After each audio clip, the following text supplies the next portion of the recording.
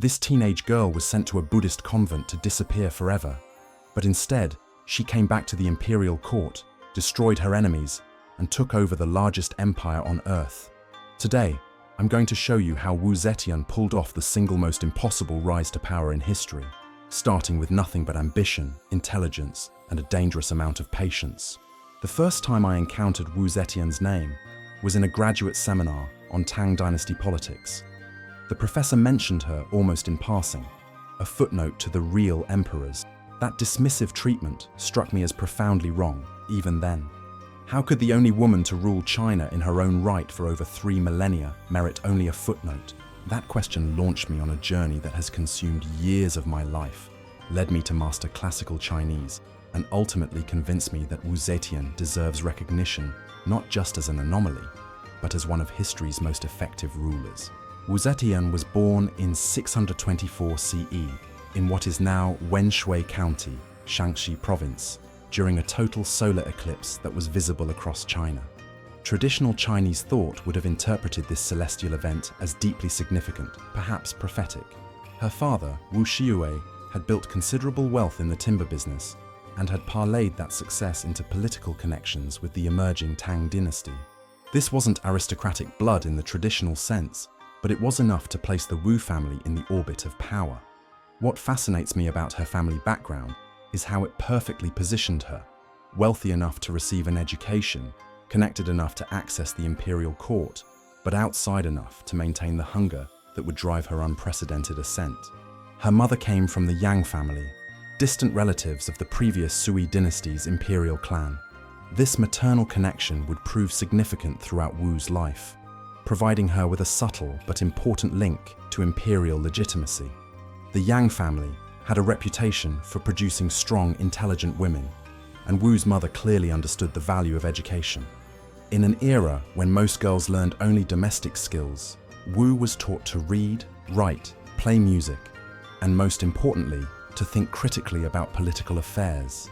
From my research into Tang Dynasty educational practices, I know that Wu's education was extraordinary, not just for its scope, but for its intention. Her father wasn't simply indulging a clever daughter, he was preparing her for a world where intellect could be a form of power. Wu learned to read the classics, but she also studied contemporary political documents. She learned poetry, but she also learned how language could be used to persuade and influence. Most crucially, she learned history, understanding how previous dynasties had risen and fallen, how power had been gained and lost. The Wu family's close relationship with Li Yuan, the future Emperor Gaozu and founder of the Tang Dynasty, proved instrumental in young Wu's trajectory. During the final chaotic years of the Sui dynasty, Li Yuan had frequently stayed at the Wu household while holding appointments in Hedong and Taiwan. This wasn't merely hospitality, it was a strategic alliance that would pay dividends for decades. After Li Yuan successfully overthrew the Sui and established the Tang Dynasty, he rewarded the Wu family's loyalty with grants of land, wealth, and political positions. Wu's father subsequently held several important governorships, including Yangzhou, Lizhou, and Jingzhou. Growing up in this environment, Wu was exposed to political discussion from an early age. I've found references in various Tang sources suggesting that she was present during meetings between her father and other officials, an unusual circumstance that speaks to both her intelligence and her father's recognition of her potential. Unlike other girls of her era, Wu was encouraged to voice opinions on governmental affairs. She displayed what sources describe as an almost frightening precocity, understanding complex political situations with a clarity that impressed seasoned officials. According to contemporary accounts, Wu was also exceptionally beautiful, but what struck observers was the intelligence that animated her features. Multiple sources describe her as having a magnetic presence that drew people's attention immediately. This combination of beauty and intellect would prove crucial to her later success. But even as a child, it marked her as someone destined for an extraordinary life. At age 14, Wu's life changed forever when she was selected to join Emperor Taizong's imperial harem as a Chiron, a fifth-rank concubine. The selection process was rigorous and competitive. Thousands of young women from across the empire were considered, but only a handful were chosen. Beauty was certainly a factor, but intelligence and family connections were equally important. For the Wu family, this selection represented the culmination of their social ambitions and the beginning of their daughter's journey into the highest echelons of power. The imperial palace was unlike anything Wu had previously experienced. Chang'an, the Tang capital, was the largest city in the world, home to over 1 million people. The imperial complex itself was a city within a city, with its own hierarchies, customs, and deadly political intrigue. The palace contained thousands of people, eunuchs, guards, servants, officials, and of course, the emperor's numerous wives and concubines. Each group had its own interests, alliances, and ambitions, creating a complex web of relationships that Wu would need to navigate carefully. Emperor Taizong, known to history as one of China's greatest rulers, was already in his 40s when Wu arrived at court. He was a seasoned warrior statesman who had helped his father establish the Tang Dynasty and had spent years consolidating imperial control over China's vast territories. Contemporary sources describe him as intelligent, decisive, and extremely hardworking. He reportedly had official documents pasted to his bedroom walls, so he could review state business even in the middle of the night. Initially, Wu made little impression on the emperor. As a fifth-rank concubine, she was responsible for mundane tasks like managing the royal laundry rather than providing companionship or counsel. But Wu was patient and observant. She used her position to study the palace's power structure, to understand who held real influence versus who merely held titles. She befriended key eunuchs who controlled access to the emperor, cultivated relationships with other concubines, and most importantly, she looked for opportunities to demonstrate her intelligence. The breakthrough came when Wu dared to speak to Emperor Taizong about Chinese history during one of her routine duties. Rather than being offended by a concubine's presumption, Taizong was intrigued by her knowledge and insight. Their conversation led to others, and gradually the emperor began to appreciate Wu's intellectual gifts. This was unprecedented. Concubines were expected to be decorative and compliant, not thoughtful conversationalists about matters of state. Impressed by Wu's intelligence, Taizong promoted her from laundry duties to serve as his personal secretary. This position gave Wu unprecedented access to official documents and state business. She was present during high-level meetings, read confidential reports, and began to understand how the imperial government actually functioned. For a young woman from a merchant family, this was an extraordinary opportunity to learn statecraft at the highest level. During her years serving Taizong, Wu began what would become one of the most controversial relationships in Chinese history. Crown Prince Li Ji, Taizong's ninth son and heir apparent, was a frequent presence at court.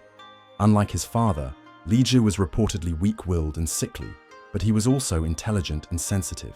Wu and Li Ji began what appears to have been both a romantic and intellectual relationship, despite the enormous risks involved.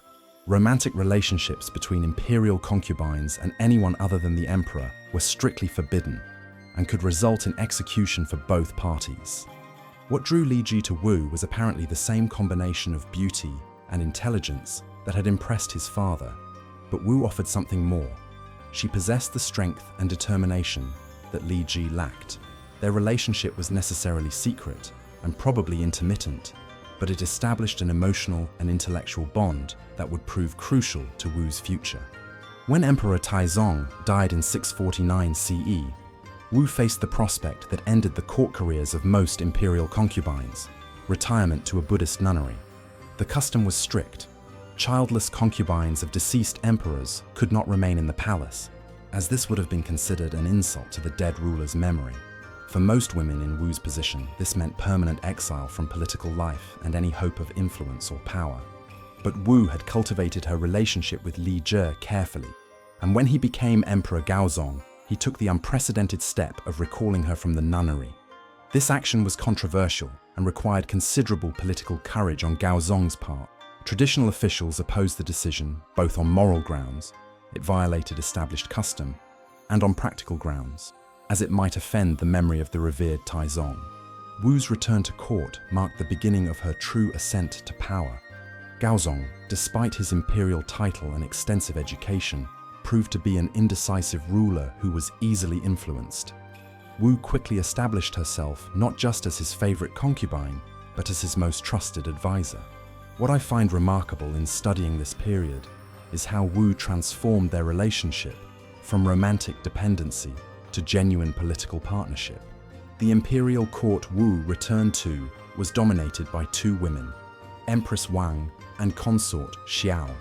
Empress Wang held the highest rank among Gaozong's women, but had failed to produce an heir, which weakened her position considerably. Consort Xiao had borne Gaozong a son and two daughters, making her a serious rival for the emperor's affections and a potential threat to any other woman's ambitions. Both women initially underestimated Wu, seeing her as merely another pretty concubine without the family connections or political sophistication to challenge their positions. This was a fatal miscalculation. Wu understood palace politics better than either of her rivals, and she possessed something they lacked: genuine intellectual partnership with the emperor. While Empress Wang and consort Xiao competed over ceremonial precedence and personal favor, Wu made herself indispensable to Gaozong's governance of the empire. She participated in policy discussions, offered insights on administrative matters, and gradually became the emperor's closest confidant on affairs of state. The destruction of Wu's rivals involved some of the most controversial and debated events in Chinese history. The most infamous incident concerns the death of Wu's infant daughter, who allegedly died under mysterious circumstances. Wu's enemies claimed she killed her own child and blamed Empress Wang, leading to the empress's downfall and eventual execution. Whether this story is true remains one of history's most contentious questions, but what's undeniable is that Wu understood the political value of perception and narrative. By positioning herself as a grieving mother wronged by a jealous rival, Wu gained Gaozong's sympathy and turned him against his empress. The specific details of what happened may never be known, but the result was clear. Both Empress Wang and consort Xiao were accused of witchcraft, stripped of their titles, and ultimately executed in ways that were brutal even by imperial standards. In 655 CE, at age 31, Wu became Empress of China. But unlike previous empresses who were largely ceremonial figures, Wu began immediately to insert herself into state affairs. She attended court sessions behind a screen, participated in policy discussions, and gradually became Gaozong's co-ruler in all but name. This transformation was so gradual and skillfully managed that by the time officials realized what was happening, Wu's position was already unassailable. Her political genius lay in her ability to build and maintain networks of loyal supporters throughout the imperial bureaucracy. Unlike traditional aristocrats who relied on family connections, Wu promoted individuals based on merit and ability. This policy not only improved governmental efficiency, but also created a class of officials who owed their positions directly to her rather than to hereditary privilege. She understood that lasting power required institutional support, not just personal favor. Wu's approach to governance was systematic and innovative. She expanded the civil service examination system that had been developing since the Sui dynasty, making government positions more merit-based rather than hereditary. This was revolutionary in a society where aristocratic families had dominated political appointments for centuries. Under Wu's influence, talented individuals from humble backgrounds could compete for high office through examinations that tested knowledge of Confucian classics, literature, and policy matters. The examination system became one of Wu's most important tools for building political support. By creating new pathways to advancement, she cultivated loyalty among a broader segment of society, while undermining the traditional aristocratic families who had opposed her rise. The number of examination candidates increased dramatically during her influence, with annual averages reaching over 58 Jinshi degree holders per year during some periods. This was unprecedented in Chinese history and represented a fundamental shift toward meritocratic governance. When Gaozong began suffering from what appeared to be recurring illnesses that affected his vision and decision-making abilities, around 660 CE, Wu stepped more openly into the role of regent. Court documents from this period bear both their names, an extraordinary arrangement that scandalized traditionalists but proved remarkably effective for governing the empire. Modern historians debate whether Gaozong's illness was genuine or perhaps exaggerated by Wu for political purposes. But the practical result was clear. Wu became the de facto ruler of China while maintaining the fiction of imperial male authority. Under Wu's guidance, the Tang dynasty continued to prosper and expand its influence. She maintained strong military defenses against nomadic incursions in the north, while pursuing successful campaigns in Central Asia and the Korean Peninsula. Chinese culture and Buddhism spread throughout East Asia during this period, creating lasting connections that persist today. The empire's economy remained robust, agricultural productivity increased, and trade along the Silk Road flourished. Wu's administrative innovations extended beyond personnel policy to include significant reforms in taxation, agriculture, and public works. She reduced military expenditures by professionalizing the army and improving defensive strategies rather than relying on expensive offensive campaigns. She lowered taxes on agricultural production while investing in irrigation projects and farming technique improvements that increased overall productivity. These policies were popular with common people and provided the economic foundation for her political stability. Her approach to governance also included significant attention to intelligence gathering and internal security. Wu developed an extensive network of informants and secret police to identify potential threats before they could mature. This system was sophisticated and far-reaching, with agents reporting on the activities of officials, aristocrats, and anyone else who might pose a challenge to her authority. Critics labeled this paranoid surveillance, but from Wu's perspective, it was simply practical statecraft in a political environment where legitimacy was constantly questioned. The death of Emperor Gaozong in 683 CE presented Wu with her greatest challenge and opportunity. Their son Li Jie became Emperor Zhongzong, but Wu quickly maneuvered to maintain her influence as Empress Dowager. When Zhongzong proved too independent, making decisions without consulting her and appointing officials she considered unreliable, Wu had him deposed after only 6 weeks and replaced him with his younger brother, Emperor Ruizong, whom she could more easily control. For the next several years, Wu ruled China in all but name while maintaining the fiction that she was serving as regent for her son. This arrangement satisfied some traditionalists who could accept temporary female authority on behalf of a male ruler. But Wu had much grander ambitions. She was studying historical precedents, consulting with scholars about the theoretical foundations of imperial power, and gradually preparing Chinese society for something unprecedented in their long history. Wu's use of Buddhism as a source of alternative legitimacy was masterful political theatre. She positioned herself as a bodhisattva ruler who would bring enlightenment to her subjects, commissioning religious texts that supported female spiritual authority and building temples that reinforced her sacred status. The famous Longmen grottos carved during her reign include massive Buddha statues that allegedly bear her facial features, literally carving her image into sacred stone for posterity. Most significantly, Wu supported the circulation of the Great Cloud Sutra, a Buddhist text that prophesied the coming of a female Chakravartin, or universal ruler, who would establish a golden age of Buddhist Dharma. This text provided religious justification for female imperial rule that directly countered Confucian patriarchal traditions. Wu's patronage of Buddhism wasn't merely cynical political manipulation. She appears to have been genuinely religious, but it also served crucial legitimacy functions that Confucian ideology could never provide. In 690 CE, at age 66, Wu took the final revolutionary step and declared herself Emperor of China, establishing the Zhou dynasty with herself as its founding ruler. This was unprecedented in every sense. She didn't claim to be ruling on behalf of a male relative or governing as a regent, but asserted direct divine mandate to rule as emperor in her own right. She chose the title Shengshen Huangdi, Sacred and Divine Emperor, emphasizing both her imperial authority and her special relationship with heaven. The coronation ceremony was carefully orchestrated to maximize legitimacy and minimize opposition. Wu surrounded herself with Buddhist symbolism, while also observing traditional Confucian rituals, attempting to bridge different religious and philosophical traditions. She proclaimed that her Zhou dynasty was the restoration of the ancient Zhou dynasty that had ruled China over a millennium earlier, connecting her reign to venerable historical precedents. As emperor, Wu proved remarkably effective at governing. She continued the administrative and military policies that had made the Tang dynasty successful while implementing her own innovations.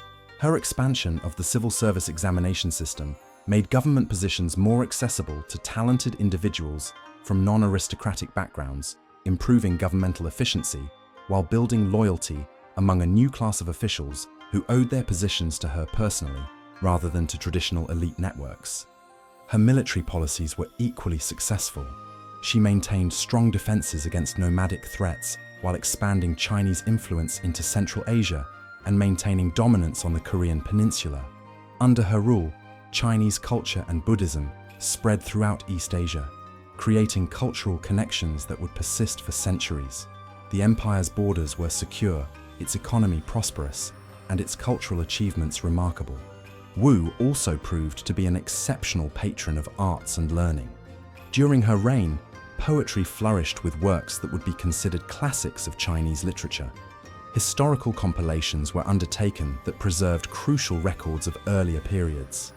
Buddhist art reached new heights of sophistication, with temple complexes and sculptures that remain UNESCO World Heritage Sites today. She commissioned massive construction projects that demonstrated the empire's wealth and power to both domestic and foreign audiences.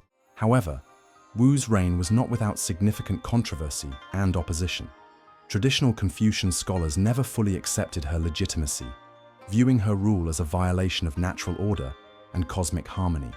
Several serious rebellion attempts occurred during her reign, though none succeeded due to her military preparedness and extensive intelligence networks. The most dangerous challenges came from members of the Li family, the former Tang Imperial clan, who repeatedly attempted to restore their dynasty. Wu's response to these threats was characteristically decisive and often brutal. She eliminated potential rivals through a combination of execution, exile, and forced suicide. Her secret police, led by officials like Lai Junshen and Zhou Xing, employed extensive torture and intimidation to maintain control. These men developed sophisticated interrogation techniques and even authored manuals on how to construct convincing accusations against political enemies.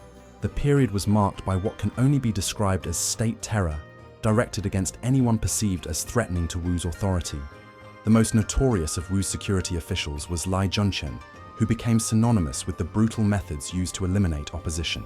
Lai and his associates created elaborate torture devices and interrogation techniques designed to extract confessions from anyone accused of disloyalty. They authored the Classic of Accusation, a manual that taught subordinates how to construct believable charges against targeted individuals. The famous incident of inviting someone into the urn, where Lai used his own torture method against his colleague Zhou Xing, has become a Chinese proverb representing the idea of being caught in one's own trap. These security measures, while effective in maintaining Wu's power, created an atmosphere of fear and suspicion throughout the upper levels of government. Officials knew that any perceived slight or political misstep could result in investigation, torture, and execution.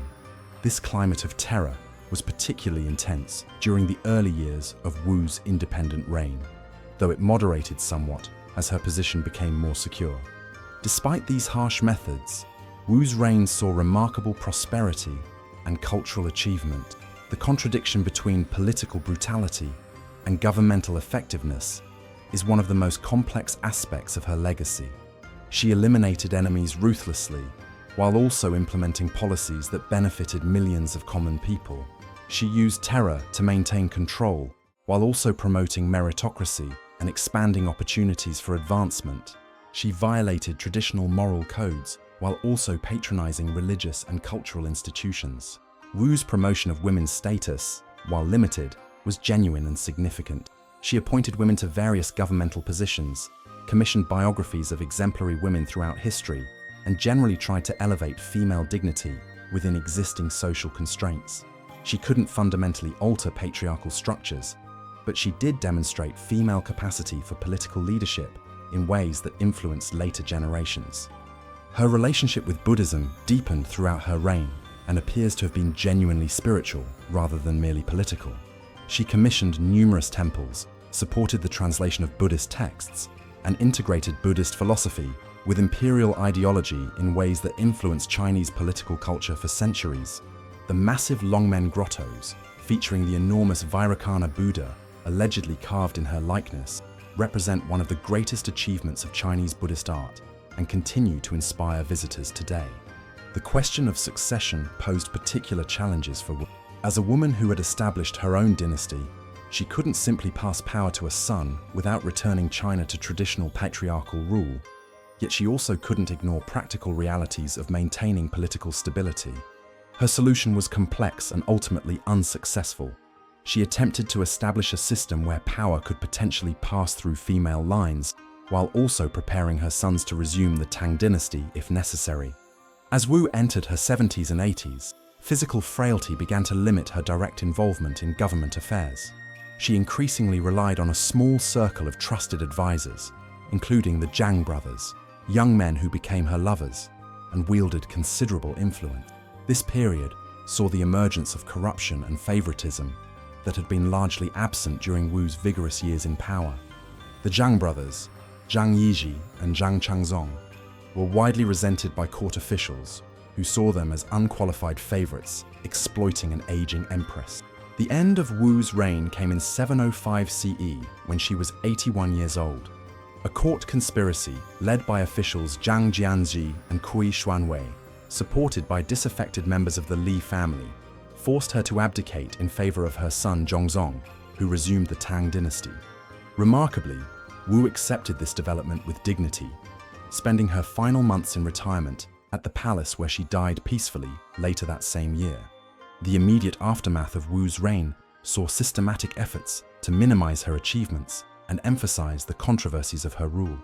Traditional historians, uncomfortable with the precedent of successful female imperial rule, focused on allegations of cruelty, sexual impropriety, and religious superstition rather than her administrative accomplishments or military successes.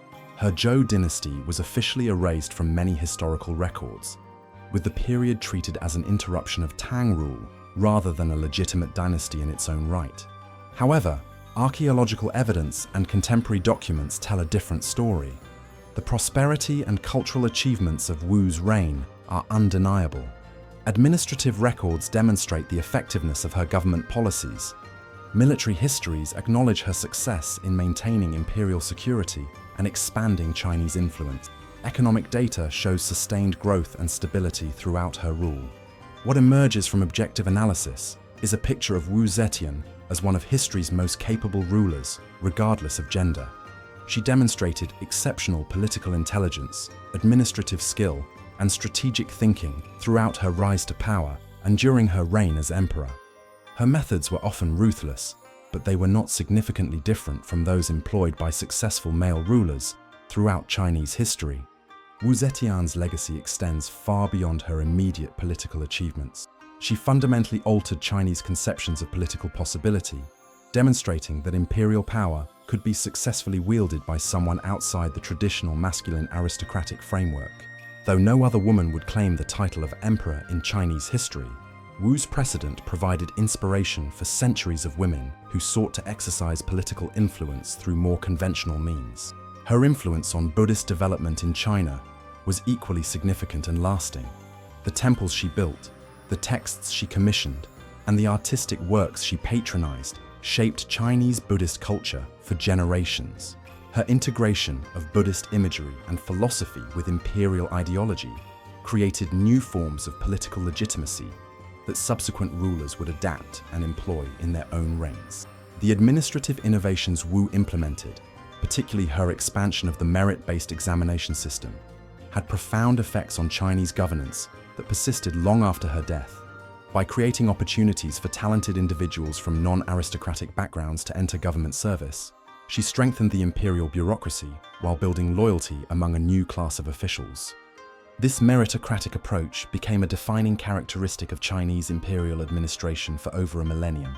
Wu Zetian's story also highlights the complex relationship between individual achievement and systemic change. While she personally transcended the gender limitations of her society, her reign did not fundamentally alter the patriarchal structure of Chinese civilization. After her death, China returned to traditional patterns of male imperial rule, suggesting that individual exceptionalism, no matter how dramatic, cannot single-handedly transform deeply entrenched social systems. Yet her example persisted in Chinese cultural memory, serving as both inspiration and cautionary tale for later generations. Writers, poets, and political theorists would invoke her name when discussing the nature of political authority, the relationship between gender and power, and the possibilities for social change within established systems. Her story became a touchstone for debates about legitimacy, morality, and the proper exercise of power. From my perspective as a researcher who has spent decades studying Wu Zetian, she represents a fascinating intersection of personal ambition, historical circumstance, and social possibility. Her rise to power required not only exceptional individual qualities, but also specific conditions: the cosmopolitan tolerance of Tang society, the weakness of immediate rivals, the military and economic strength of the empire she inherited, and the availability of alternative legitimacy frameworks through Buddhism. Understanding Wu Zetian's story has deepened my appreciation for the complexity of historical causation and the danger of simple narratives about the past. She was neither the monster depicted by traditional Chinese historians, nor the feminist icon sometimes portrayed in modern popular culture. She was a brilliant, ambitious, and often ruthless political leader who seized unprecedented opportunities and wielded power with remarkable effectiveness. Her reign demonstrates the importance of looking beyond conventional historical narratives to discover the full complexity of the past. Too often, women's contributions to history are minimized, dismissed, or distorted by later interpreters who cannot imagine female political competence. Wu Zetian's documented achievements force us to reconsider these assumptions and acknowledge the artificial nature of many historical gender limitations. The methodological challenges of studying Wu Zetian have taught me valuable lessons about historical research. Primary sources about her reign are limited and often biased, requiring careful cross-referencing with archaeological evidence, comparative analysis with other historical periods, and critical evaluation of later historical interpretations.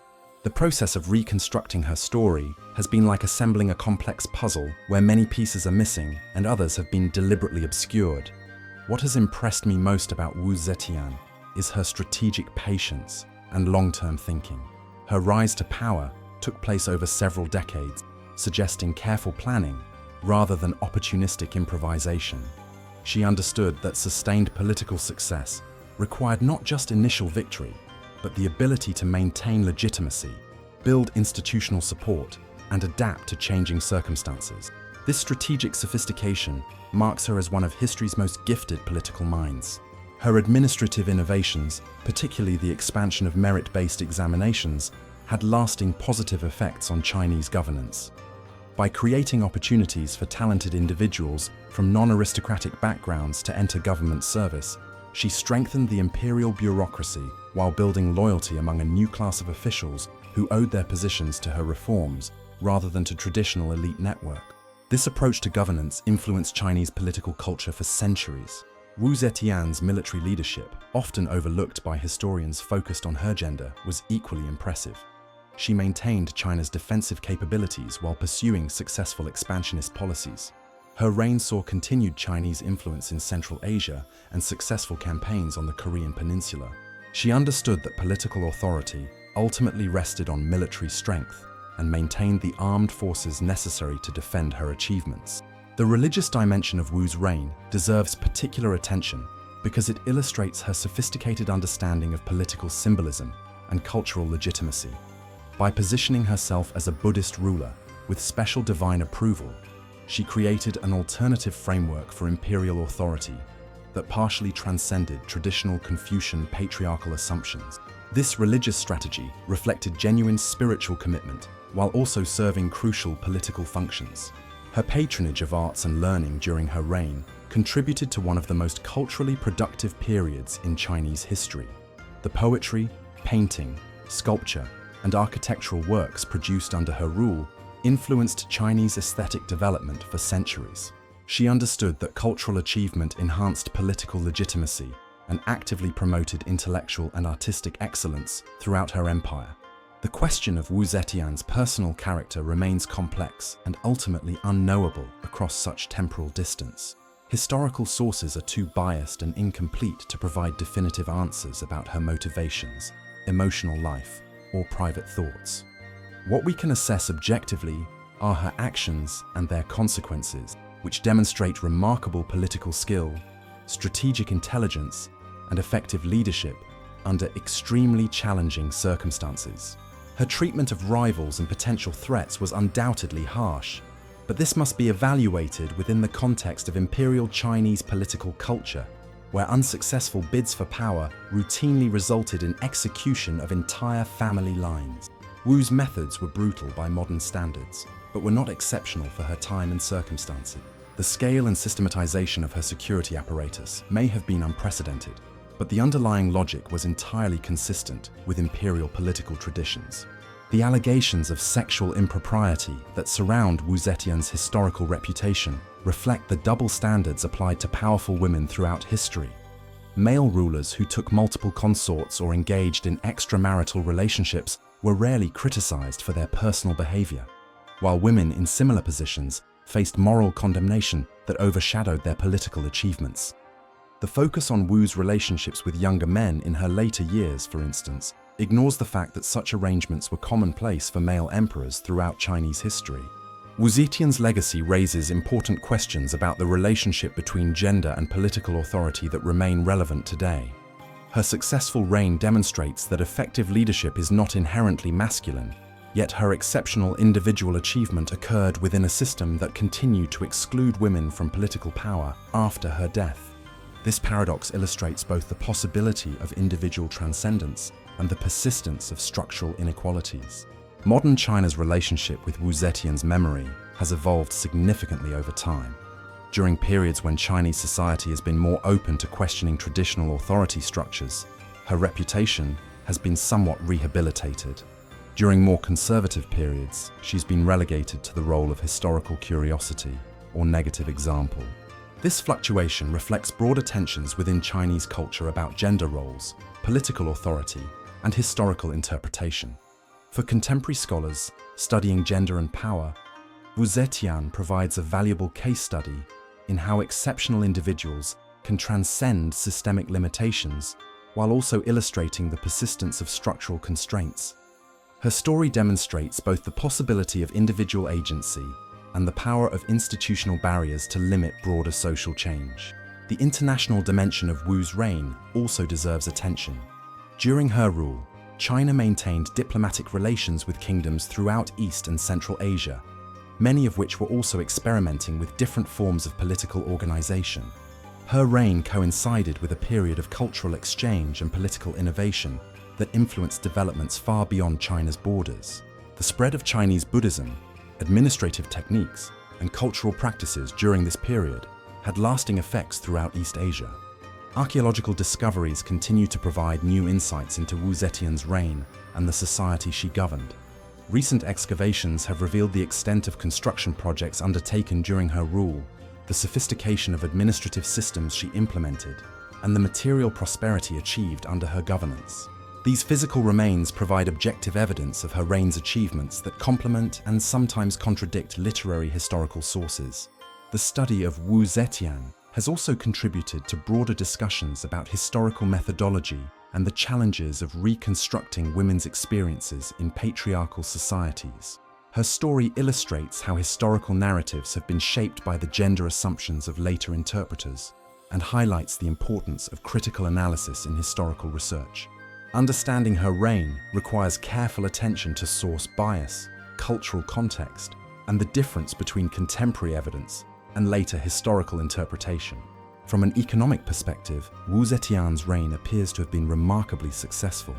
Trade along the Silk Road continued to flourish, agricultural productivity remained high, and the empire maintained the financial resources necessary for extensive military campaigns and construction projects. Her administrative reforms contributed to economic efficiency and helped sustain China's prosperity during a period of external challenges and internal political transformation. The technological and scientific developments that occurred during Wu's reign, while not directly attributable to her personal involvement, reflect the stable and prosperous conditions her governance created. This period saw advances in metallurgy, agriculture, medicine, and engineering that contributed to China's technological leadership in many fields. The cultural and intellectual environment she fostered encouraged innovation and experimentation in various domains. Her relationship with minority ethnic groups within the Chinese Empire appears to have been pragmatic rather than ideologically driven. She maintained traditional imperial policies of incorporating conquered peoples into Chinese administrative systems while allowing some degree of cultural autonomy. This approach contributed to the stability of China's diverse borderland regions and helped maintain the empire's territorial integrity. The linguistic and literary developments of Wu's reign had lasting cultural significance. The official histories compiled during this period, the poetry collections assembled, and the bureaucratic documents produced provide valuable insights into Tang dynasty culture and society. Wu's court attracted scholars and writers from throughout East Asia, contributing to a cosmopolitan intellectual environment that influenced Chinese literature for centuries. Wu Zetian's impact on women's status in Chinese society was limited but not negligible. While her reign did not fundamentally alter patriarchal social structures, it did demonstrate female political capability in ways that influenced later discussions about gender roles. Some women in subsequent generations would invoke her example when seeking to exercise political influence through more conventional means, though none would achieve comparable independent power. The medical and scientific knowledge of Wu's time provides important context for understanding the physical challenges she faced during her long political career. Life expectancy was considerably lower than modern standards, and the stresses of imperial rule took their toll on most rulers. Wu's longevity and sustained effectiveness into her 70s were exceptional for her era and speak to both her physical constitution and her psychological resilience. Her death in 705 CE marked the end of an extraordinary chapter in Chinese history, but her influence persisted in multiple ways. The administrative systems she established continued to function effectively under her successors.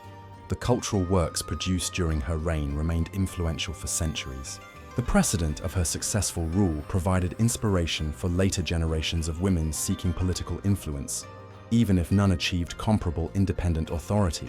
The complexity of Wu Zetian's historical legacy reflects the broader challenges of understanding exceptional individuals within their historical contexts. She was simultaneously a product of her times and a transformative,